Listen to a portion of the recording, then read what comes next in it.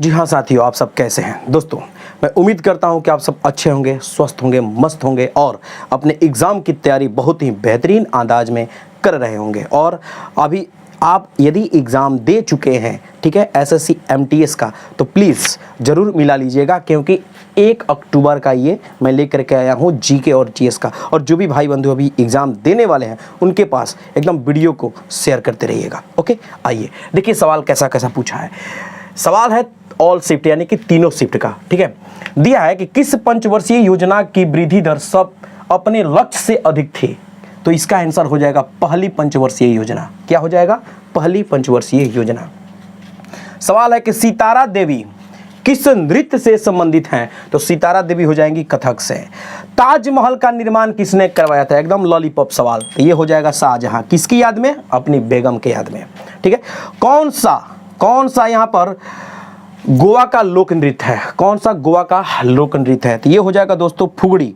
ध्यान से देखिएगा, दिया है कि महाराष्ट्र और गोवा का कोंकण क्षेत्र में यह जो है नृत्य, लोक नृत्य मनाया जाता है।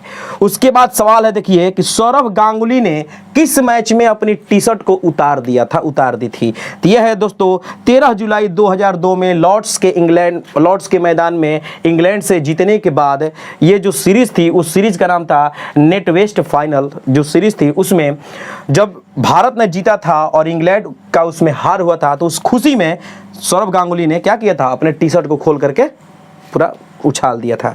यहाँ पे सवाल है कि चिल्का झील किस राज्य में स्थित है। तो दोस्तों चिल्का झील है उड़ीसा में। और ध्यान से कि चिल्का झील जो है खारे पानी का झील है, ठीक है।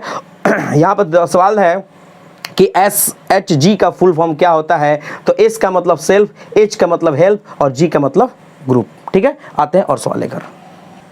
जी हाँ साथियों, देखिए तो सवाल दिया है कि आर्य समाज के संस्थापक कौन थे। आर्य समाज के संस्थापक थे दयानंद सरस्वती जी। आर्य समाज के संस्थापक कौन थे? दयानंद सरस्वती। शतरंज बोर्ड में कितने बॉक्स यानी कितने खाने होते हैं? तो दोस्तों ये होता है 64 को। क्या होता है? 64 को। दोस्तों एसएससी सीजीएल में भी शतरंज से 2-3 बार सवाल पूछ चुका है अभी हाल फिलहाल। यदि कहीं बाढ़ आ जाए, अगला सवाल है कि यदि कहीं बाढ़ आ जाए और रेत जमा हो जाए तो पौधे कैसे सूख जाते हैं, कैसे खत्म हो जाते हैं? तो ये हो जाएगा दोस्तों ऑक्सीजन की आपूर्ति नहीं हो पाती है, यानी कि ऑक्सीजन की कमी के कारण।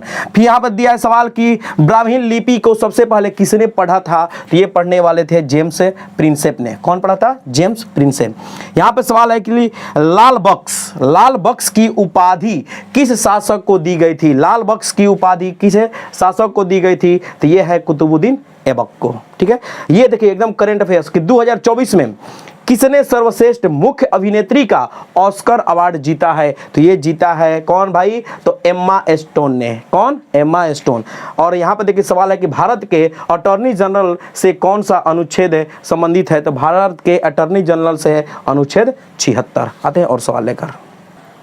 देखिए दोस्तों दिया है कि बाबर किसका अनुयायी था। बाबर किसका अनुयायी था? तो ये हो जाएगा नक्शबदिया ख्वाजा उबैदुल्लाह अहरार का, ठीक है।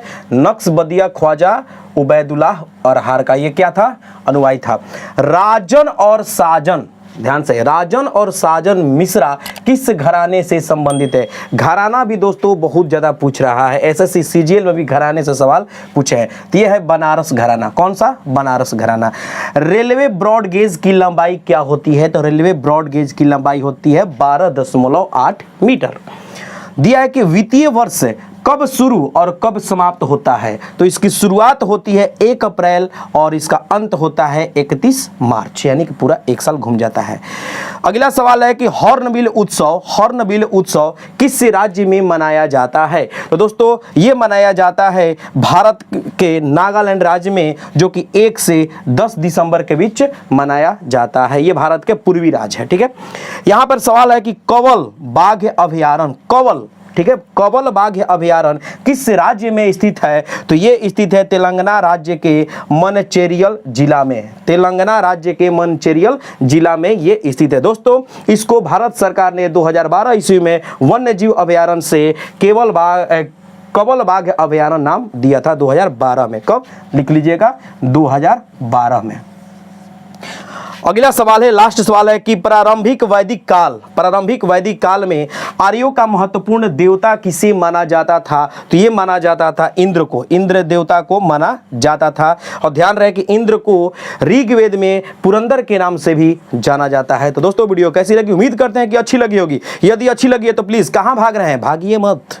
चैनल को यदि सब्सक्राइब नहीं किए तो कर लीजिए, बेल आइकन ऑन कीजिए और दोस्तों के पास शेयर कीजिएगा और वीडियो को लाइक और प्यार भरा कमेंट जरूर दीजिएगा। तब तक भैया को दीजिए इजाजत। थैंक यू, धन्यवाद।